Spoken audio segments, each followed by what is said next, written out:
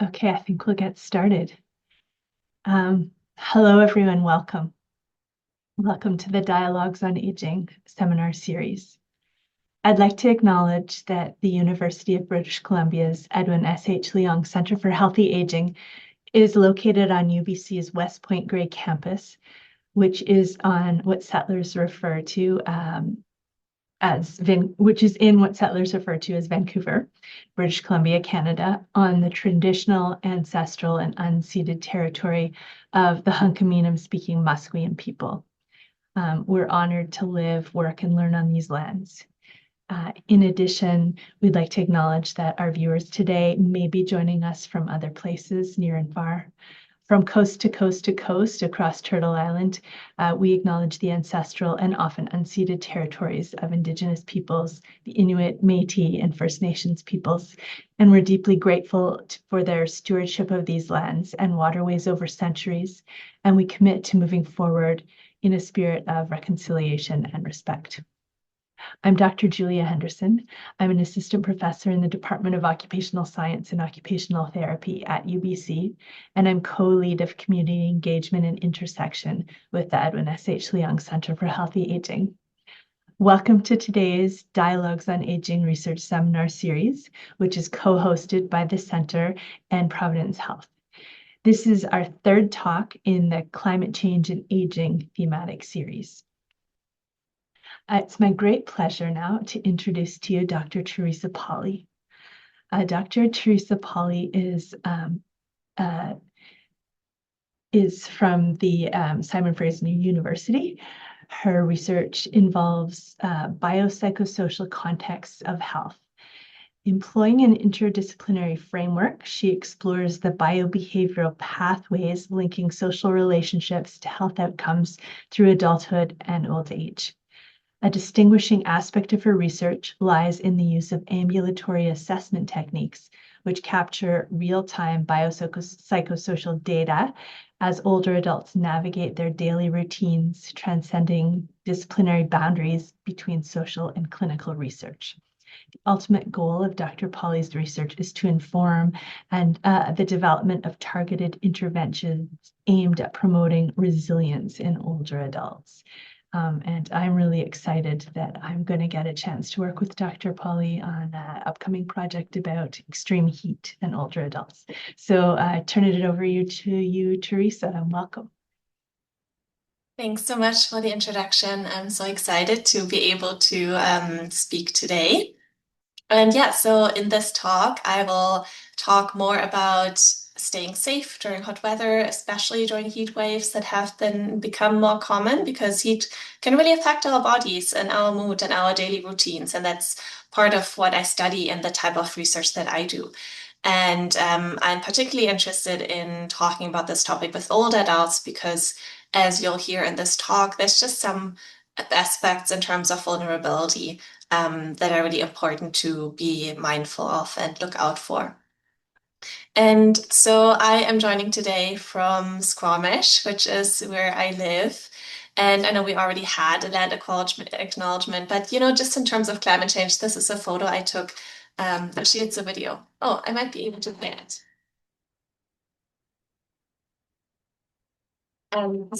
This is a video I took of the salmon. I was out on a bike ride, and it made me reflect on how, due to climate change, the waters in our rivers is getting lower, and at some point, some salmon, they just can't make it up anymore, right? Where they used to be able to swim back all the way to where they were born, and now with climate change, that our water levels are changing and rivers are getting drier at some points, they cannot make that journey anymore.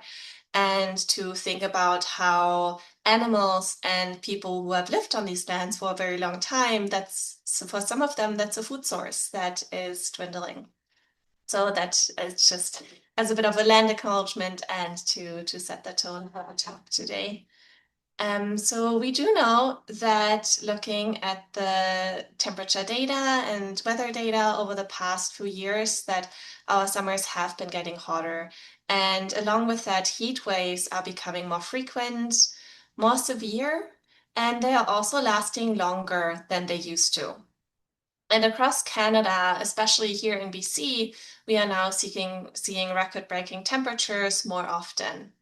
On average, so this is not just here in Canada, but worldwide, there's now around 86 per day every year when the heat can pose a real risk to our health. And of course, many of us that were here during that year will not forget the 2021 heat dome in BC. That was a real wake-up call for the province, right? Where during the heat dome, extremely hot air gets trapped under a dome of high pressure, and then it just stays and sticks there for several days. And with this heat and humidity stuck in place, the temperatures were climbing, and that's why we saw this very big death toll that had happened.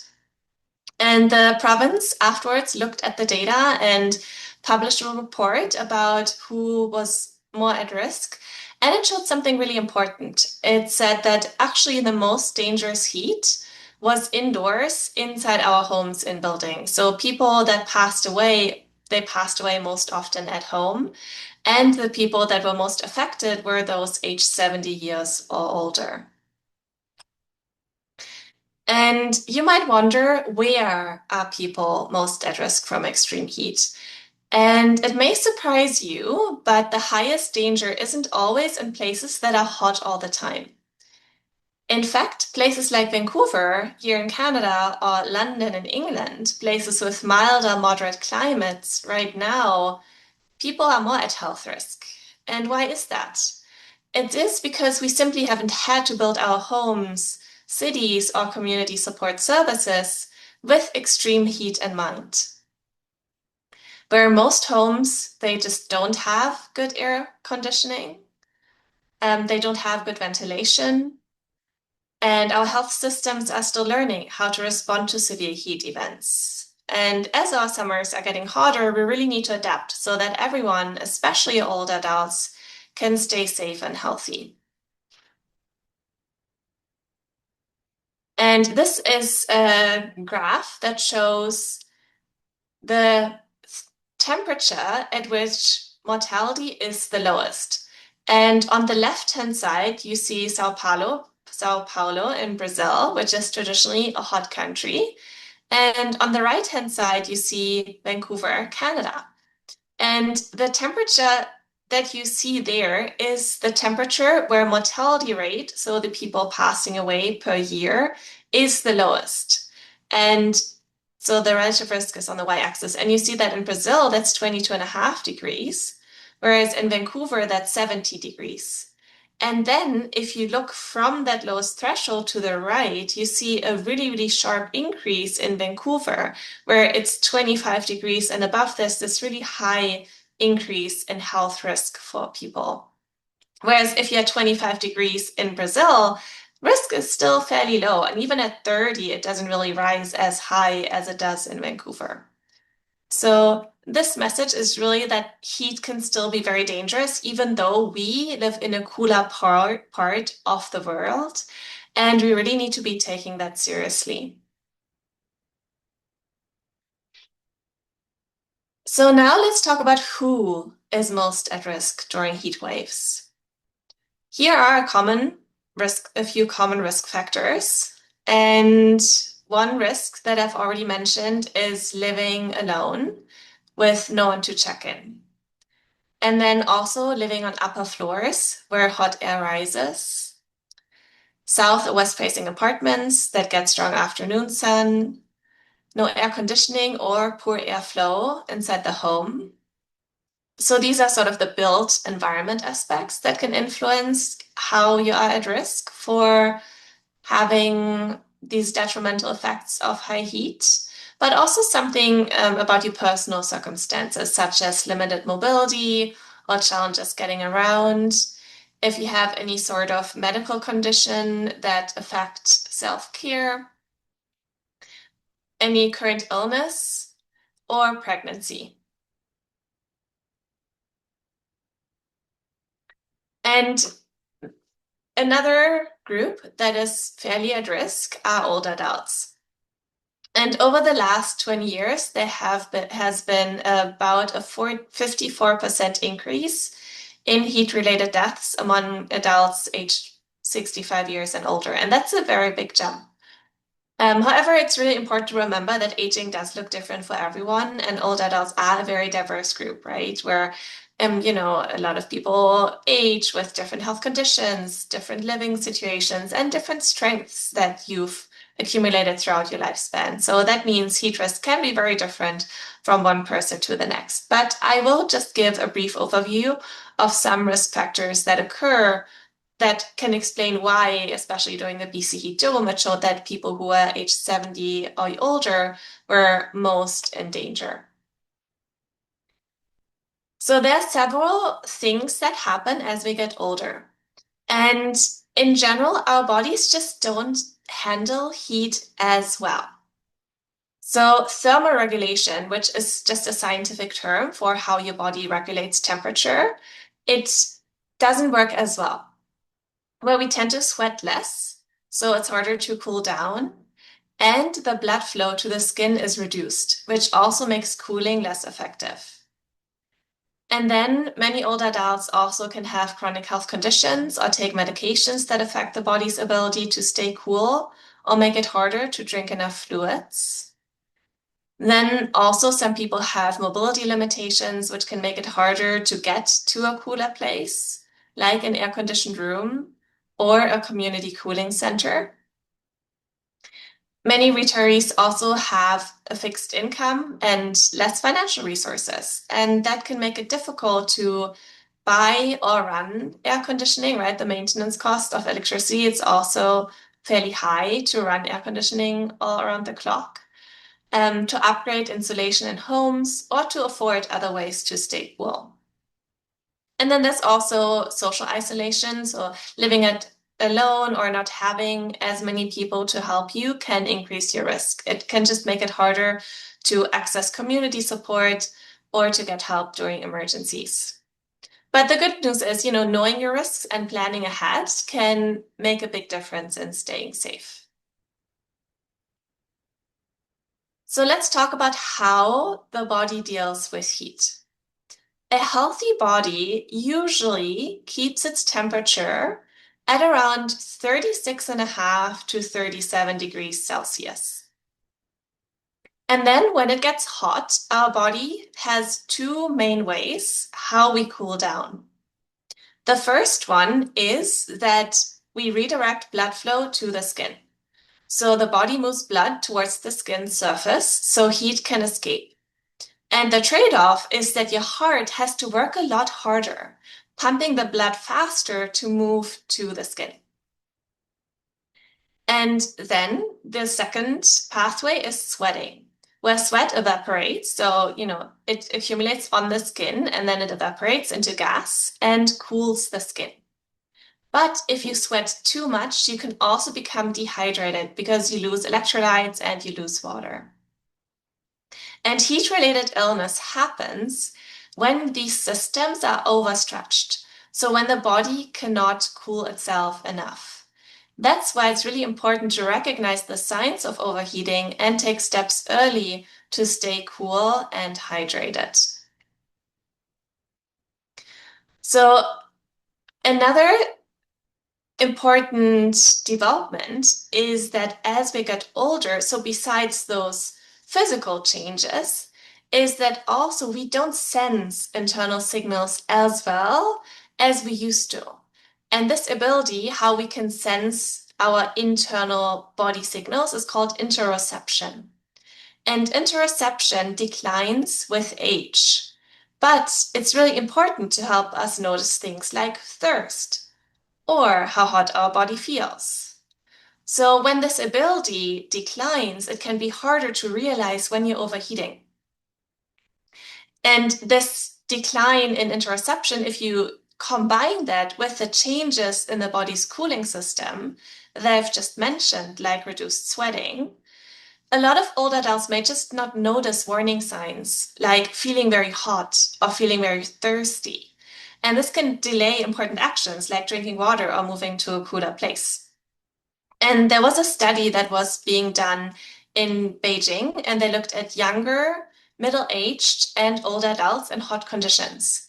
And then they were timing how long it takes people to turn on the AC. So everybody was sitting in a room at 31 degrees, and they were then looking at, okay, how long does it take people until they turn on the AC? They just have enough discomfort until they turn it on. And what they found is that for older adults, it took them on average 108 minutes. So almost 2 hours at 31 degrees before they turned on the AC. Whereas if you looked at younger men, they only lasted 39 minutes, and younger women on average lasted 80 minutes, which is just this huge difference. So what this tells us is that a lot of, there's this physiological difference in body temperature, but also the risk perception might just not be there. And even if you might notice symptoms, which I'm going to go through in a minute, you might also not attribute this to heat, right? If you notice symptoms such as fatigue or dizziness, because you maybe have other health conditions, you might mistake these symptoms for other health issues or simply, getting older. That is why it's really important for all of us, for us ourselves, but also for our loved ones, to know exactly how heat exhaustion and how heat stroke presents. So heat exhaustion itself happens when your body is overheated, but still working to cool itself. And common signs include a change in skin tone, right? I told you the body is cooling down by directing blood flow to the skin. So you might have really red skin, you might have a skin rash, but also the opposite could present. Your skin might also be really pale. You might feel tired or weak. You might experience dizziness or lightheadedness. You might have a headache. You might experience nausea or vomiting. You might be sweating a lot, or have pale, clammy skin and other symptoms of dehydration, such as dark urine and decreased urination, so not having to pee as much. You might also have muscle spasms, hardness, or soreness due to the disruption in your electrolyte balance. And you could also have changes in heart rate, which could be a really fast heart rate or a too slow heart rate. And with heat exhaustion, your body is stressed. It's definitely under heat stress, but it's still functioning. And it can usually be treated by just moving to a cooler place, drinking water, resting. And in this case, it's usually okay to just give the person some assistance and help. But you should get medical help still if the person is throwing up, if symptoms get worse, or they last for more than an hour. But then if we look at symptoms for heat stroke, this is much more serious. That happens when the body can no longer cool itself. And warning signs here include a very high body temperature, so above 40 degrees Celsius. Hot and dry skin, you may actually stop sweating. That's a sign of heat stroke. Very, very rapid heartbeat or breathing, confusion, slurred speech, or loss of consciousness, and seizures. And heat stroke is a really serious, life-threatening medical emergency. So if you see these signs, you should call 911 immediately.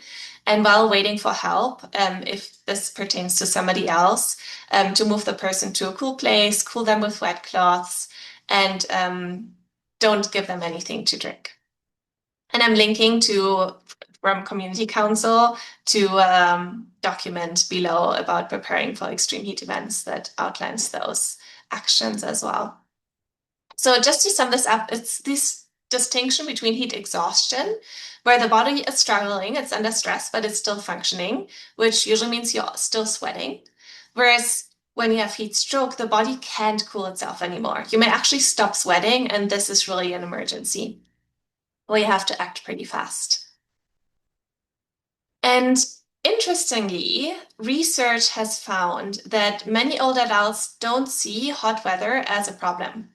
So this was a study that was done with adults aged 72 to 94 in the UK.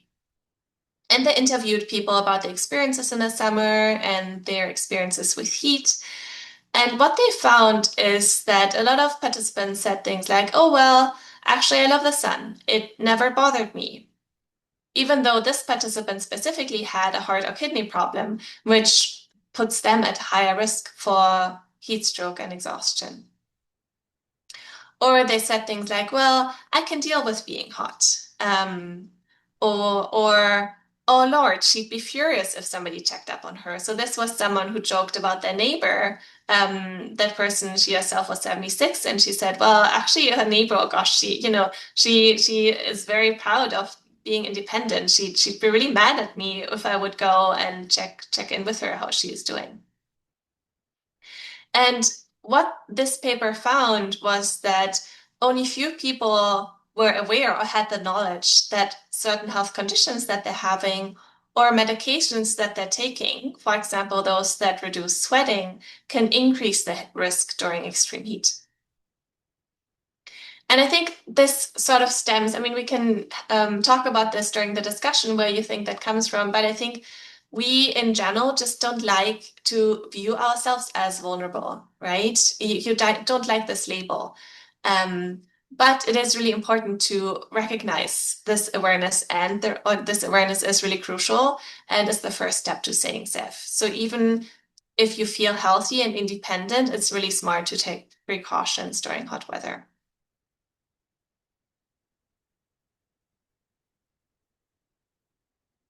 And I've mentioned this before, but I just also wanted to provide a bit more detail, as in medications that can make it harder for your body to stay cool or hydrated during hot weather. And there's a few medicines that could impair your body's thermoregulation, so your body's ability to deal well with heat. Where one form of medication that impairs heat regulation are medicines that make it harder to sweat. Because I mentioned before, sweating is one of your body's main ways to cool down. So medicines for allergies or to help you sleep can do that, or medicines for bladder problems, and also some antidepressants or anti-anxiety medications. And then also medication that cause dehydration or change your body's salt balance. And those are water pills, diuretics, some medication for heart disease, for example, blood pressure medications, and also some diabetes medicine, and even over-the-counter pain medication like ibuprofen. And a lot of people are just not aware of that. And often physicians don't proactively address that with you. But if you're unsure whether the medications you are taking or any health conditions that you have impact the way your body deals with heat, it's really important to go ask your GP or your pharmacist about it, just to help you stay safe during hot weather. Or maybe even you might, adjust a medication routine when you're taking it in the day, or the dosage that you're taking during those extreme heat periods. And when we talk about heat, most people think about physical health, right? Like dehydration, overheating, or heat stroke. But heat also really affects mental health and well-being. That's what we've shown in our research. And for example, research shows that older adults are more likely to be hospitalized for mental health issues during heat waves as compared to younger adults. Because heat exposure can bring on symptoms such as mood changes, where you feel more irritable, frustrated, or depressed, fatigue, where you feel unusually tired, or you might just be a little bit more confused or angry or a little bit more agitated. And actually, if we also look at younger populations, we see that hotter temperatures can even increase aggression in the general population, where there's often more violent crimes that happen during hot days. We also see cognitive effects where heat can affect thinking and memory. So you might notice you have a bit more difficulty concentrating, you might feel confused or disoriented, and these effects can be especially challenging if you already deal with cognitive changes such as Alzheimer's disease or memory difficulties. And then the third one is social well-being, where during extreme heat, many people stay indoors to stay cool, right? Maybe you have an AC at home, so you really don't want to go out into the sun. But while this is safe physically, it can also limit your social interaction and your engagement with the community. So prolonged indoor stays can increase social isolation, which may, affect your mood, going back to mental health, but also reduce opportunities for support from friends, family, or neighbors. And this could be especially difficult with people with limited mobility or those who rely on community programs. So the key takeaways here is that heat doesn't just affect our body, it also or can also affect our mood, mind, and social life. So now let's talk about ways to protect yourself from extreme heat and stay healthy, both physically and mentally. So the most well-known way to stay cool is air conditioning, and for good reason. It's very effective at lowering indoor temperatures, but there's a few things to keep in mind. Not everybody has AC at home, especially in apartments or older buildings. Running AC all day also can increase electricity costs, which may be a concern for people that have a limited income. And a constant use of AC also can strain power grids and contribute to environmental impacts. We think about climate change and aging. Well, maybe some people also just don't want to be using the AC because they're just very mindful of the environmental footprint. But even with these considerations, AC is still one of the best ways to stay safe during heat waves. If you don't have AC at home, cooling centers are a really good alternative, or other air-conditioned public spaces. People in our studies have told us, well, they, like to go to the library during the day or to community centers during the day. And these can really be life-saving during prolonged heat events. It can also be important to adjust your activity levels in the heat, where you minimize being active during the hottest part of the day. So to try to do chores or errands or exercise in the morning or in the evening when it's cooler. And of course, there's different things you can do in your home environment, where you can open windows strategically just in the morning or evening to let cooler air in and then keep them closed during the day. You can get blackout curtains, especially in south-facing windows, and keep those closed during the day to keep the heat out. And it's also really important to stay hydrated. So to increase your water intake, even if you don't feel thirsty. Older adults don't often sense dehydration as quickly, like I told you, where as we get older, interoception doesn't work as well. So you might not sense thirst when you already should be hydrating. So what can help is to eat water-rich foods like fruits and vegetables. And even mild dehydration can make heat symptoms worse. So drinking regularly throughout the day is really important. And then, of course, also to avoid things that can further dehydrate you, like alcohol and caffeine. You can also do immersion in water. And if you immerse your hands and your forearms, so smaller parts of the body, you can use cooler water, maybe around 10 degrees. But for feet or large areas, actually, it's not supposed to be too cool because that can overwhelm your body. And if it's already under stress because it has to work harder, your heart has to pump harder to get the blood flow to the skin. And for the sweating, actually, if you, go take an ice bath, that's going to put even more stress on your body. So for large areas, it's more like, water at around 20 degrees. So, for example, research shows that intermittently self-dousing with cool tap water to large areas of the skin is effective for reducing strain on your heart and can reduce dehydration by up to 65%. And the nice thing is that this works well in both hot and dry, and also hot and humid conditions. And it's useful even during power outages. And then it can also just be important to stay connected and to arrange check-ins. So to arrange regular visits from family members, neighbors, and friends. Because some of the symptoms of heat-related illness are just really difficult to recognize in yourself, such as confusion or pale skin, right? Well, if you're confused, if you're already having some of these cognitive symptoms of heat exhaustion or heat stroke, you might just not recognize your own risk. And these symptoms can also be missed if you just connect over phone. So in-person check-ins and in-person visits can be important. And then, of course, also to dress in light, loose-fitting clothing and to reduce indoor heat exposure to avoid using the stove or oven during very hot days. I was in a focus group the other day and that was just such a genius idea. She said that what she does is because she still likes to cook. She doesn't want to eat cold foods when it's really hot in the summer, but she uses um, now I'm blanking on the name. A crock pot, and she puts it on the balcony. So she just puts it outside, which I thought was very genius.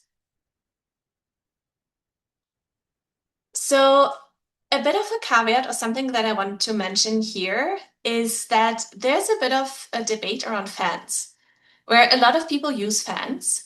And fans, yeah, they can make you feel cooler, especially when you point them directly at your body.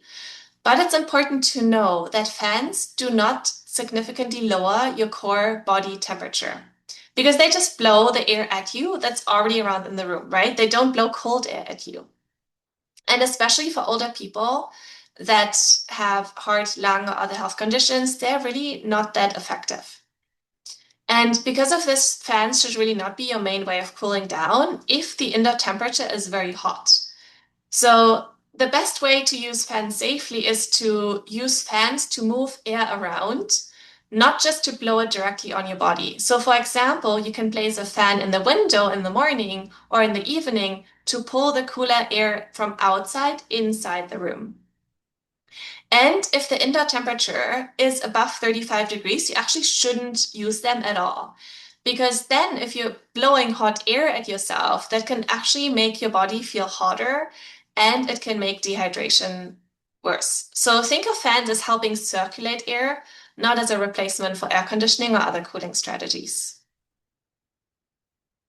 And some of these are just tips that we got from our research participants that I thought I wanted to share. But people can get really creative. You might plop a frozen water bottle or a bowl of ice in front of your fan and then, blow actually cool air at yourself.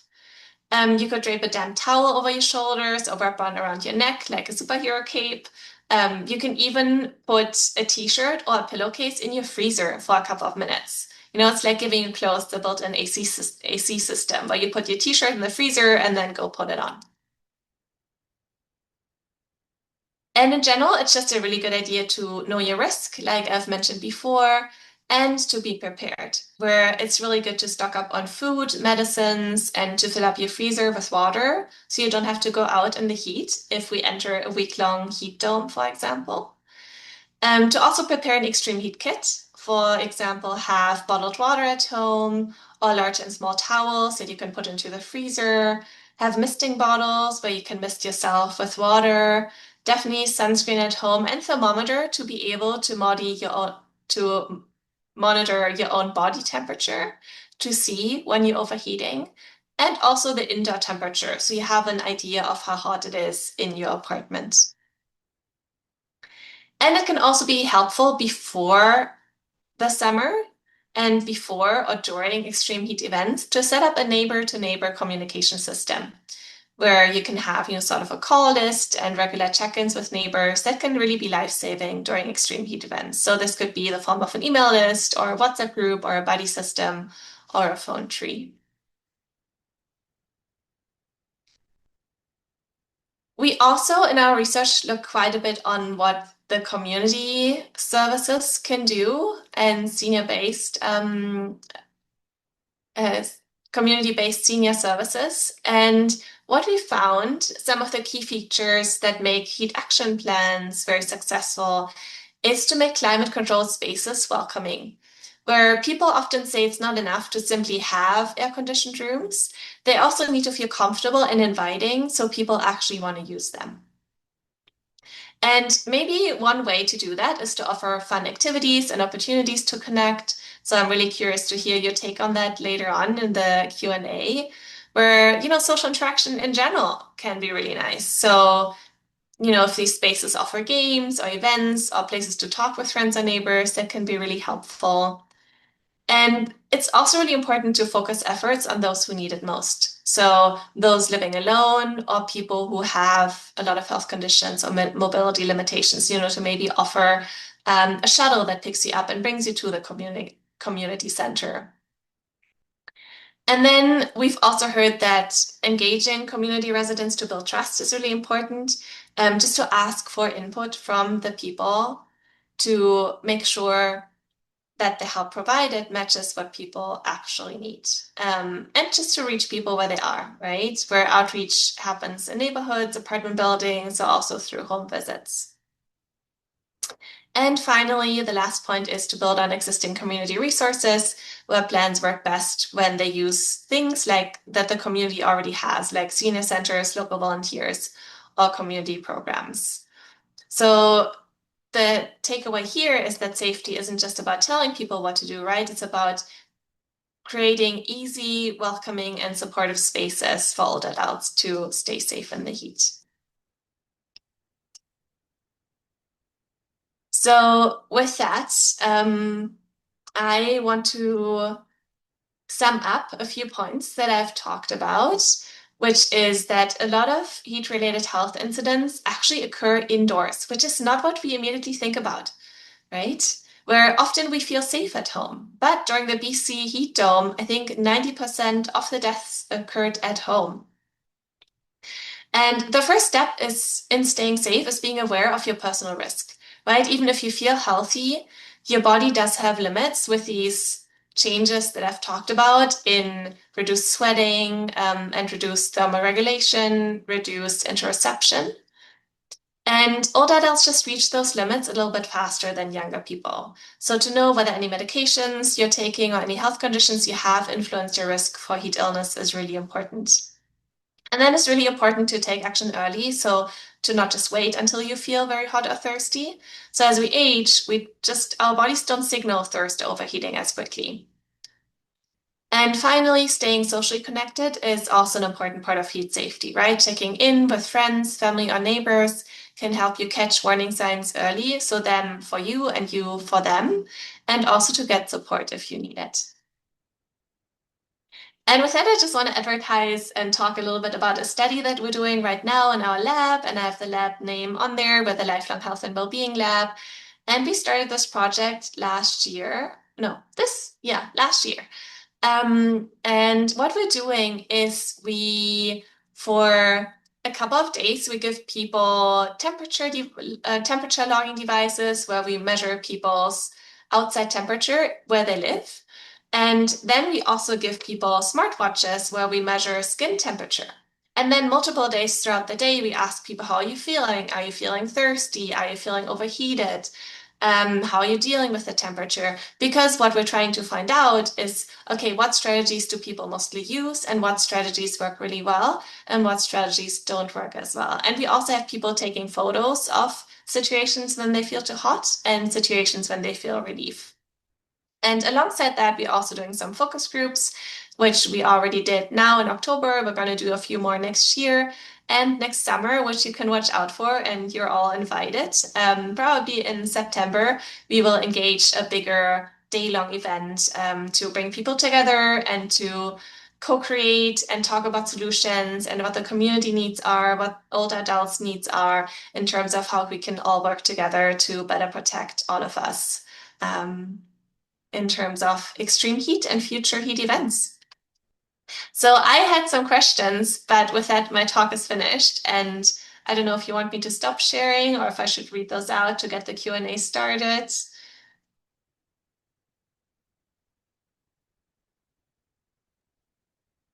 Thank you, Theresa. I think it's a great idea to read it through some of those questions. Yeah. So some things that I'd like to hear from you is what strategies you find most helpful to stay cool and safe during heat waves. If you are someone you know who is older, had negative experiences in extreme heat and what you did to help them. Maybe also what some barriers are for using AC or other cooling methods in your home. So I'm mostly just curious to hear about your personal stories. And then also, what do you think about your community, right? What are resources you would like to see? And what are challenges within your neighborhood, community, or city that you face on a regular basis? Great. So thank you so much for that, Theresa. That was really informative and comprehensive. So everyone, if you have feedback for Theresa or comments on some of the questions she's just asked, or if you have other questions about her research or this topic more broadly, please feel free to write them in the chat, and I can read them out to her and we can move forward. Maybe while we're waiting for people to type in the chat, Theresa, could you tell us a little bit more? You mentioned that, you know, you're thinking in the future of an event that will involve the community. What might that look like? Yeah, so we're thinking about a full day event where in the morning we have a lot of experiential sessions where that will be really interactive, where we will present some of our study findings and ask people their input on those findings. We will also do a photo voice exhibit where in the study that we're running, we have people take photos of how they feel during the day and to in the evening, go back and look through those photos and then record little voice notes about them, about the experience and how they felt and how they dealt with heat. And there will be an exhibit of those photo voice results and findings that we're seeing. And then another student of mine, which Julia knows because she's involved in that project as well, is working on is next year going to conduct an arts-based workshop for old adults, sort of to process how we feel about climate change, how we feel about heat and weather, and then this will result in a performance that we will also be staged at that event. And then the afternoon is so sort of the morning is supposed to be more experiential, very interactive. And then the afternoon, we will be doing some focus groups where we have specific questions and topics we want to work on with everybody and bring, you know, all sorts of people together. Old adults, people from the community-based senior service sector, people from the healthcare system, people from the city. Yeah. That's fantastic. How can people find out about that? Do you know yet how you'll advertise Be it? on our homepage. Yeah. Yeah, we'll definitely advertise it widely. Okay. Yeah. And is that the homepage at SFU in the Center Yeah. for the Gerontology Center? Maybe Yeah. we can put that in the chat. I don't know if you can look it up, Jamie, and pop it in the chat. That would be great. So we have a question here, which is, what are the most common mistakes the young and the elderly make when they experience heat stress? Yeah. I think relying mostly on fans, I think that's one of the most common mistakes that everybody does because it feels so good, right? Like it does feel so good subjectively. But if we look at the research, actually, for example, immersing your feet in water is so much more effective than just using a fan. And then another mistake, I think not being on top of hydration, it's definitely also a big one for sure. I think those two come to mind immediately.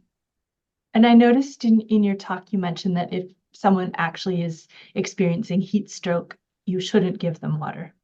Yeah, yeah. Interesting. And also I think a lot of people in the summer tend to drink ice cold beverages, right? Where you immerse yourself in ice cold water. And that's also not good, as I've mentioned, but that can actually because your cardiovascular system is already under strain. And then if you put it under more strain by yeah, that I think that's also a common mistake that people don't think about as much. Mhm. Okay, thanks. Here's another question from Mario. What is meant by upper floors if people live in high rises? Like if they're situated on the 10th floor or whatever. Oh gosh, I'm not sure I have enough built environment experience. I'm not sure. I mean, upper floors, I feel like even if you're living under the roof of a three-story building, it can get pretty hot in there. So I'm not sure I can give you a number as in because often if you have those really high rises, then they do have AC. Um, and then also, if you're on the 28th floor, it's just going to be colder up there from like the outside air. But yeah, I'm not sure I can give a very evidence-based answer for that. Yeah. Oh, somebody else said they find cooling towels with a fan work really well. Yeah. Yeah.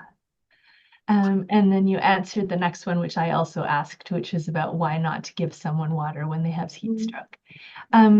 Here's a question asking, how could people get involved in your research as participants? Yeah, they can go to our homepage. Maybe I should also copy paste that in the chat. Yeah, Jamie Which put the with homepage for the Gerontology Research um Center there. yeah, I'm just gonna post the one for our lab. Oh, great. Um, Okay, so and this is our email. So our study is called COPE, and our email is cope underscore underline underscore study at sfu.ca. And so we've paused participation right now because, of course, it's not summer, it's not hot anymore, very obviously. But we'll continue the study next summer. Yeah. Mhm. yeah. Um, Okay, here's another question. There was a news story last summer about a woman walking to the corner store. She died before she got home because the heat radiated from the pavement. She was not aware of the changes in Yeah. to her body to prevent this happening. Does an umbrella help or anything else that creates shade on Yeah, walkways? definitely. That's such a big one. And we keep seeing that because we ask people to take pictures of situations and especially environments that make them feel too hot. And a lot of people were taking pictures of sidewalks that just have no shade. Or, oh, somebody else, where were they? I think they were all White Rock participants. It was somewhere in the Fraser Valley, and they were walking in the city center. And it was one of those like narrow, no car streets with like the buildings right next to it. It was all paved, and there was no airflow, right? Because the buildings were all so close to each other. And she started feeling really unwell, and she had a really hard time also even just finding a bench. There was no bench and no shade. And she said that was really, really hard. And that's it. She said she was glad that she had somebody with her who could, like she could kind of lean on. And they were walking around, I think they were walking a couple of minutes until they finally did find a bench to sit down. And that's what she took the photo of. But yeah, I think providing shading, especially for people who think about city design, that's really, really important. Yeah, absolutely.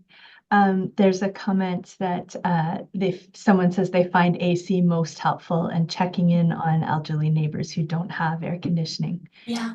Um, Mm. and that raises a question for me, which is, do you know, um, are there any programs or services that can help identify people who are living alone or people who are living alone and don't have air conditioning? Is there any way for them to get assistance rather than informally through friends and neighbors? I'm sure if they reach out to their local seniors organizations, for sure.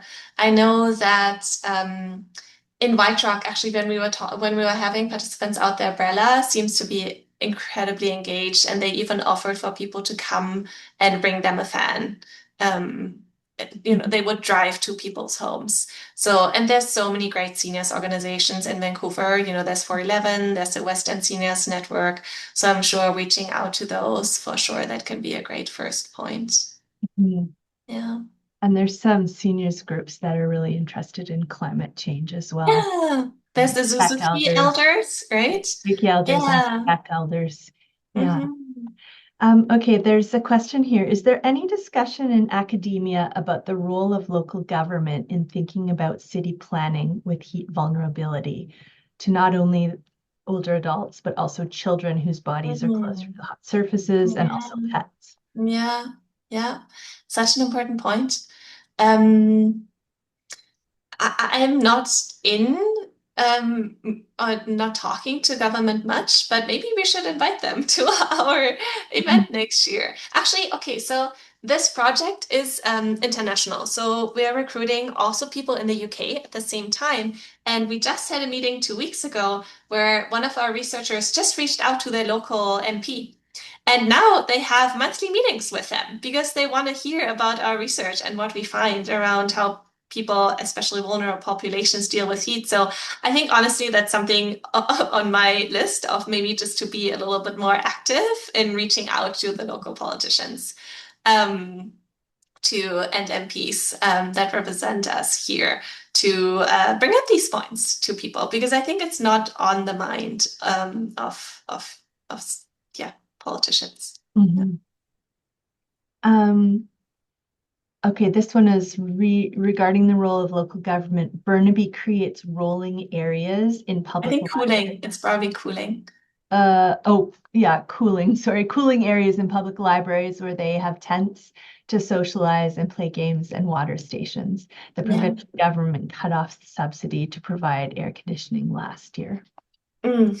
Yeah, so one of the points to play games and socialize, I think that goes toward like also making these spaces welcoming, right? And I think that's awesome that Burnaby does such a good job at that.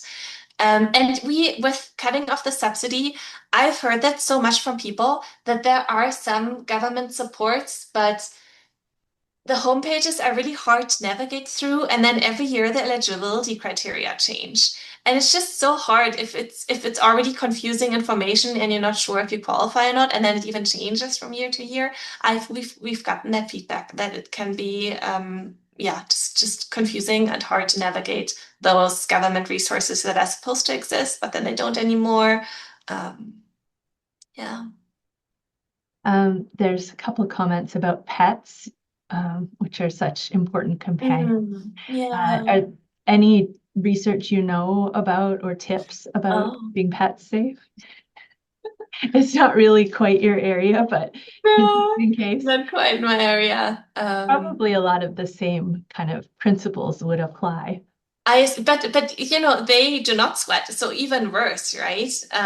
That's why dogs are so much in danger if you leave them in the car without airflow if they overheat, because the only way they regulate heat is through that Panting. tongue. Yeah. Yeah. Mm. Just a comment, great discussion on the overall impact of heat and our biological capabilities, mental health, cognition, etc. Thank you. Mm. Okay, here's another comment. Involving local politicians is a good idea. We took out a loan years ago to install a heat pump, which has been invaluable. Yeah. It took a while to pay off. It really would have helped our finances if there was a Yeah. subsidy. Mhm. Yeah. Yeah, definitely subsidies for ACs and subsidies for heat pumps. I think that's really, really important supports. Those Mhm. are important supports from the government. I like how we're kind of talking about all of these topics, right? Like city planners in terms of shading and places to rest, but then also the financial supports Yeah. for people to adjust their homes to Yeah. the changing temperatures. Yeah, so the home environment, but also, of course, the outside environment. Mhm. Yeah, I know we had another talk earlier in this series where the Suzuki Elders Group and the Spec Elders Group were there in person, Mm. and they do a lot of advocacy work. So that is something, if people are interested, it would be to consider joining up with those groups Yeah. because they really do things like advocacy with government. Mm. Yeah. Um, Here's another comment. Kudos on great insights on the misconceptions about cooling. I've learned a lot. There was another comment again asking why not to give someone a cold drink during heat stroke. So maybe you could explain that just one more Okay, time. so I'm not a medical doctor, so Yeah, yeah. everything I say with like check in with somebody who actually has a medical degree and not just a PhD as in a doctor of philosophy.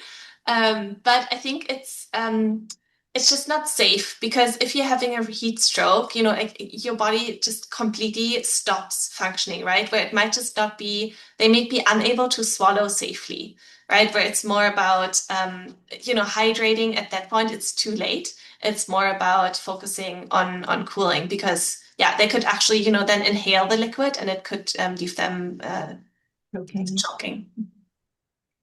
Yeah.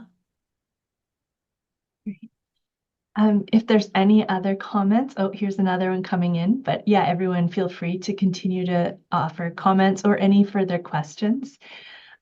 Here is a comment. It feels hotter in the evening and nighttime. What works best for falling asleep during a heat wave? Any Oh, recommendations on sheets, pillows, anything else?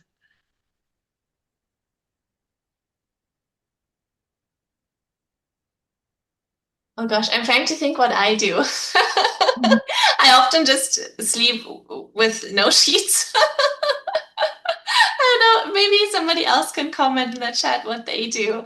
I know um, I have bamboo sheets as well, which I find really comfortable. I don't like the uh no, is it PVC? You know, like the fabric that's made out of plastic. I like organic materials more like cotton or bamboo. I feel that those are a lot better in the heat. Falling asleep. Honestly, I do that. I just open the window late in the evening and I put a fan in there to blow the cold air in. Um, yeah, and put a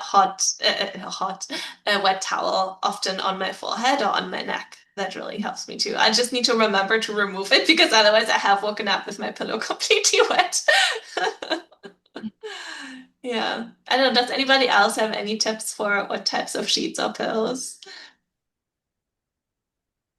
Julia, what do you do? I think I do what I'm not supposed to do, I've learned, which is blow a fan directly on myself. Yeah. But I also do open the window and have Yeah. cotton sheets. And yeah, sometimes take I like, those gel packs that you can freeze Mm, and reuse. yeah. Well, I'll use those and take those to bed.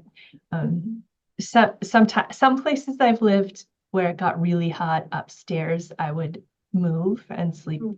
in the downstairs. I don't have that issue so much now.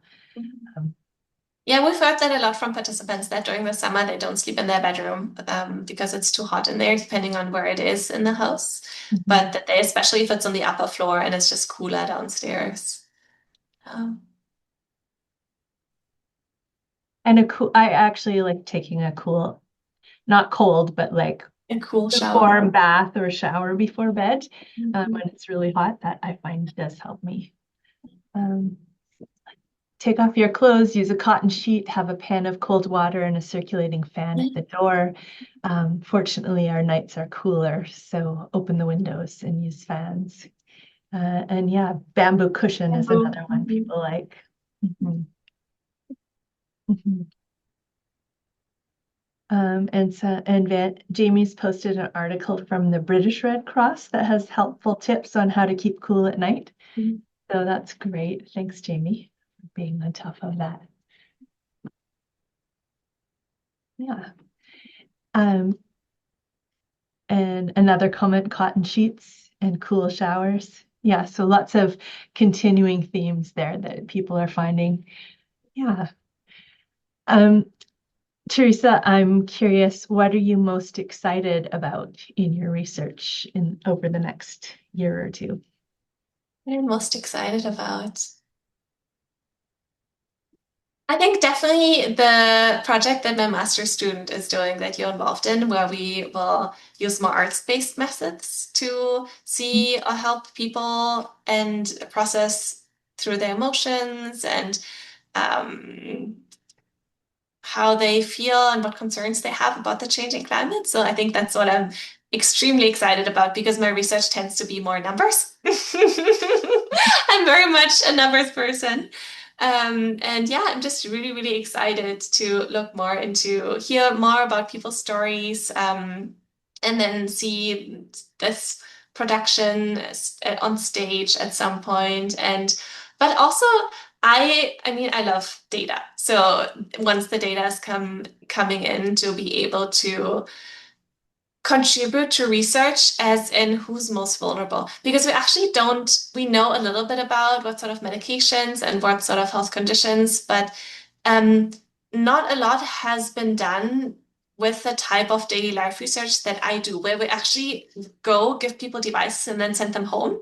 So, we have all of these devices that I've mentioned where we give people a wristwatch and they get temperature. It's something that they wear around their neck. So we have the temperature in the air and to be able to then look at, okay, how is people's skin temperature?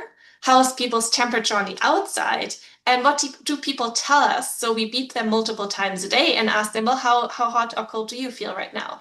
And then to be able to line all these three pieces of information up, right? So how hot do people feel subjectively? how hot does the watch tells us that they are, and then how hot is the environment, and then to be able to find out what puts people at risk that they don't sense the risk that they're objectively in. So I think that's where I hope to contribute a little bit more in terms of, me analyzing the numbers, as in, okay, exactly for whom and under what conditions are people more at risk, and what do we need to watch out for? That's what I'm excited about too. And then afterwards being able to translate that and, give presentations like these with my own recommendations that I can give. Yeah, that's exciting. Having that more like moment to moment feedback for the Exactly. course And of the and we can day. really only do that, right? By asking people multiple times a day and observing what's actually happening in their daily life, which is the type of research that I do. Yeah, which they will do that for this study for 10 days at home. Yeah. Sick. So yeah, just to draw people's attention again, a little bit earlier in the chat, we posted the link to Dr. Pauly's lab at SFU, and she posted the email there as well, so you can find out more about her research there and how to get involved. And then I think Jamie also posted more broadly the Gerontological Research Center at SFU as well as there. And then yeah, and you can also always email the Edwin S.H. Leong Centre for Healthy Aging if you need help making these connections again, if you want to follow up on anything from this session. And also, take a look at our website as well to see the different research that's going on through our center. And maybe Jamie will pop it in there as well. There's a question here. A couple more questions coming in. Okay, so does humidity play a role? We always hear that it's dry heat, which is better than being under humid conditions. Is dry heat more tolerable than tropical heat or humid heat? Again, it's a little bit hard for me because I am not a medical doctor, but I think it's about how straining it is for your heart. I think the humid heat is just a lot more, it's harder for your body and your heart to regulate under those conditions. But with a bit of a caveat. Good question. Yeah. And also, there's another question. Oh, are you available to make We presentations? do. Yeah, we do. We love to. So email the COPE study email at sfu.ca. We have, I think, at least given around 20 community presentations throughout the summer. So we're more than happy. I have so many research assistants in my lab, and it's really important for me to be sharing all of this information. So yeah, we are more than happy. It might not be me, but definitely somebody from that group will for sure love to give a talk like this in anywhere else as well. Fantastic. Yeah. And Jamie just is following up to let everyone know that there'll be an email we send out following this event, and she'll share some of the links and contact information that we shared here. The other thing, Jamie, it would be great if you could post, if we have it, is the date of the next talk in this series. If you're able to put that in the chat. I don't have it on hand to actually say it out loud, but I'll read it once it's there. There we go. The next dialogue on aging is going to be on November 27th from 1 to 2:30. And it's Dr. Michael Cole, not sure how you say his name. They'll be presenting on staying physically active during heat and air pollution. And Jamie's put the registration link in the web chat as well, that you can get it there, and we'll probably include that in our follow-up email as well. So I think that seems to be all the questions that we have at this point. So with that, I would like to extend our great thanks to Dr. Theresa Pauly for being here today and sharing this really exciting and important research with us. So thank you so much. And thank you everyone for attending today. It's a great pleasure to share this with you.